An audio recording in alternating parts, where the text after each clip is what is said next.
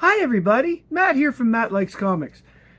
Today's topic is going to be one that I like very much. I mean, everybody out there knows how much I love a certain character from DC Comics, and of course that character we're talking about is a cute blonde by the name of Supergirl.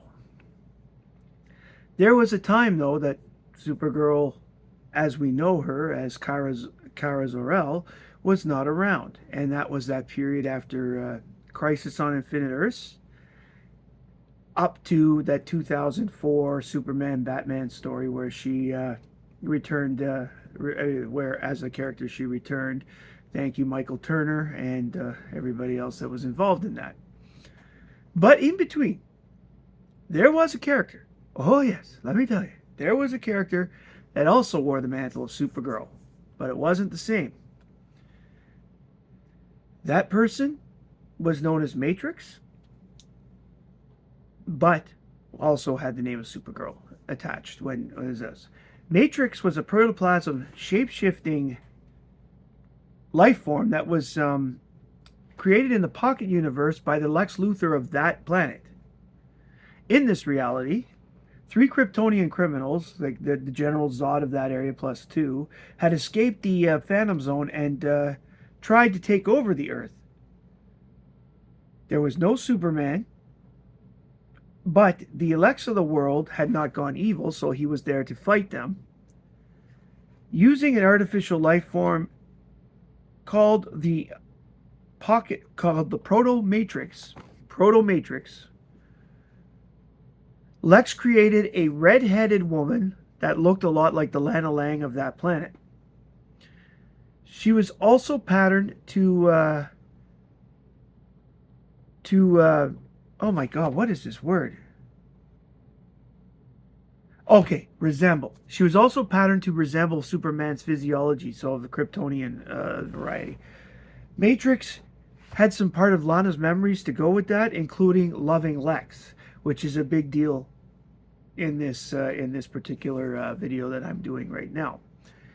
Now, the key thing is, by the way, if you ever her first appearance was Superman 16 in the 1987 series, so Volume 2. And the issue where Superman executes the Kryptonian criminals is issue 22. And the Kryptonian criminals, by the way, ended up destroying everything on the planet and killing every single person, including Lex at one point. But he got this done first because Earth wouldn't bow to their will. The powers that Matrix has were super strength, super speed, and flight, as well as different powers. She didn't have the vision powers. She didn't. She had a reasonable invulnerability because of her shape shifting, but she also had the powers of telekinesis, shape shifting, and invisibility. So the invisibility made her invulnerability easier because, like you shoot at her while she disappears and moves. You don't know that, right? And she has the speed to go to avoid it, as an example, because I've seen these in the comic books. She's in a lot of books, by the way, in the Superman time. When she arrived on Earth, because Superman took her here when he went to the other dimension to stop the other criminals, he brought Matrix back. She went to the Kent's farm for a while, and they called her May, short for Matrix, but eventually decided to go to space as after an incident where she thought she was Clark for a while, and so there's a whole storyline for it in the early Superman Adventures of Superman stories from the 87, 88. She returned to Earth eventually and then fell in love with Lex Luthor Jr. Now, Lex Luthor Jr. was Lex Luthor who had moved his brain into another body, or his conscious, whatever you want to call it, into a body, and he was posing as his Australian illegitimate son. She got involved with him, causing a strain between her, Superman, Lois, and I'm not even sure if Lois. No, Lois didn't even know at this time. Causing a strain between Lana, Superman, and the Kents, but she promised that she wouldn't tell Lex any of their secrets. After Superman died, she helped patrol and protect Metropolis, and even played Clark Kent with her shape-shifting abilities when Superman lived again to make sure that the public knew. By this point, by the way, Lois did know that Clark was Superman. She did this in order so that the public could see that Clark and Superman were separate people. It is this point in her life that the miniseries takes place. The timeline that this miniseries goes over, though, is a calendar year. And I want to stress that because it seems like if you don't know that, it seems like it's bang. Oh, and then this bang, and then this bang, and it feels like days. But it's really a year. This is Supergirl Volume 3. This is if you were to read it in Overstreet. Okay, this is the 4-issue miniseries starring Matrix. Issue 1, Trial Run. Cover by Carrie Gumwill and Bob Wyacek. Written by Roger Stern. Pencils by June Brigman and inks by Jackson Geese, I want to say. Geese? Guice. I couldn't figure out how to pronounce it. I couldn't find it. So, Lex is having Supergirl perform tests under the observation of LexCorp workers to learn more about her abilities and physiology, which she eagerly participates in. Dr. Gretchen Kelly thinks that Lex is abusing Supergirl's naivety and to use Supergirl. He of course denies it, saying she's just devoted to me. Supergirl is sent to Singapore and stops at the Kent farm on the way there. Mom and Pa are skeptical about Lex Jr., and this angers May, who leaves suddenly. Meanwhile, Sydney Happerson is a evil genius, literal term, evil genius that you saw in the early days of the Superman series in '87, and he's thought to be dead at this point. And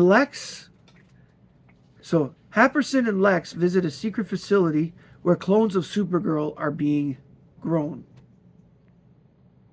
This, by the way, was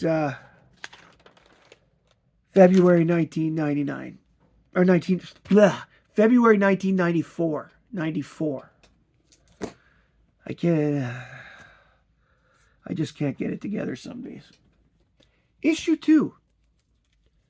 It's called Demands. This is the story. This is from March 1994. Demands. Covered by Carrie Gamble and Bob Wyacek. Written by Roger Stern. Pencils by June Brigman. Inks by Jackson Geese. I'm going with Geese for now. If I'm wrong, please correct me in the comments. Supergirl arrives in Singapore to a warm reception. Some of the locals are finding out that some of the locals are selling action figures of her on the street. She finds out that LexCorp made the toys without her permission. But Lex says whatever when she complains about it. She does more tests, then meets with Elizabeth Persky, Lex Luthor's third wife. Like the Kents, Elizabeth also warns Supergirl. She shows May a picture of a guy who has been tailing her. Supergirl says that the man works at LexCorp. She shapeshifts and overhears staff talking about how naive she is, acting like a teenage girl in love with Luthor. And she doesn't like this, of course. She also hears Dr. Ellen talking to Happenson about Operation Protomatter.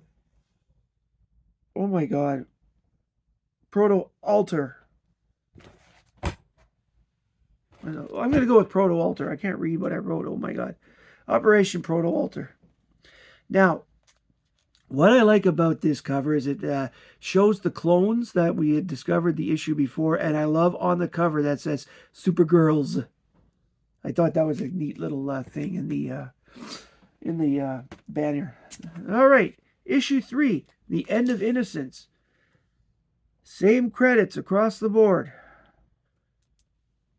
So Cary Gamble, Bob Wycheck, Roger Stern, Jane Brigman, and Jackson Grease. Superman goes to Lana's house. Sorry, Superman goes to Lana's house and he picks up something to drink and then he leaves. Supergirl goes to Lana's house and told her how she followed Ellen to and supervised and oh my god, got her. She followed Ellen and then impersonated her before being escorted to Happerson's library, where she learned about Operation Protomatter, which is Lex creating an army of Supergirls made from protomatter like she is. Lex got that, and Lex got the protomatter off his jacket from one of the many times she hugged him. Happerson then, has the clones fight her while he escapes. After she wins the fight, she destroys the clones and the chamber, finding Lex's body, which had disintegrated. After telling this to Lana, she admits that everyone is right about Lex, and she has planned revenge. I read these a long time ago. I didn't read them. So I did a quick reading, and I can't believe I don't remember the name. I'm going Protomatter. I don't care. If it's wrong, let me know in the book. I'll make a comment in the... I will look it up and put the comment in the description of the video so that I can make sure I get the right information to you guys. Issue 4, May 1994, The Big Hurt. Again, same credits across the board. Supergirl attacks Lex's properties across America and seemingly dies in explosion at one of his island estates before confronting him directly at LexCorp Tower. He is sick. She initially believed that he was lying about his illness and that and she throws him out of a window. Before Superman, having heard what was going on from Lana, catches him. See, this is sometimes it pays to stop at Lana's for a drink, right? And it allows Dr. Kelly to treat him. Months later, Supergirl sees Elizabeth Persky in Paris and tells her she needs a mentor with experience in dealing with the Luthers of the world, is the quote. So this is number 4. It is the coolest cover. It's the coolest cover of the batch. Although there are no bad covers in this run. Matrix goes on after this to have her own series, Volume 4, which went for 80 issues, which featured Matrix for the first just over half the issues, I think to issue 51. And then after that, the Supergirl, if you follow the story, Linda Danvers becomes Supergirl, gets the powers and all that and becomes a Supergirl, and so it moves on from Matrix. Matrix is done about issue 51. She becomes an angel. Again, read the series. It makes sense. It's Peter David's series, so you know it's good. All right, and it goes on. If you like this video, please like, comment, subscribe below.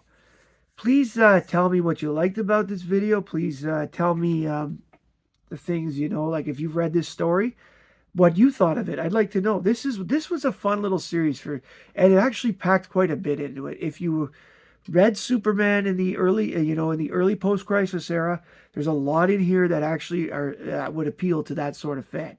And here I am. It appealed to me. Thank you very much for joining me today. My name is Matt. I like comics, and I hope you do too. Bye, everybody.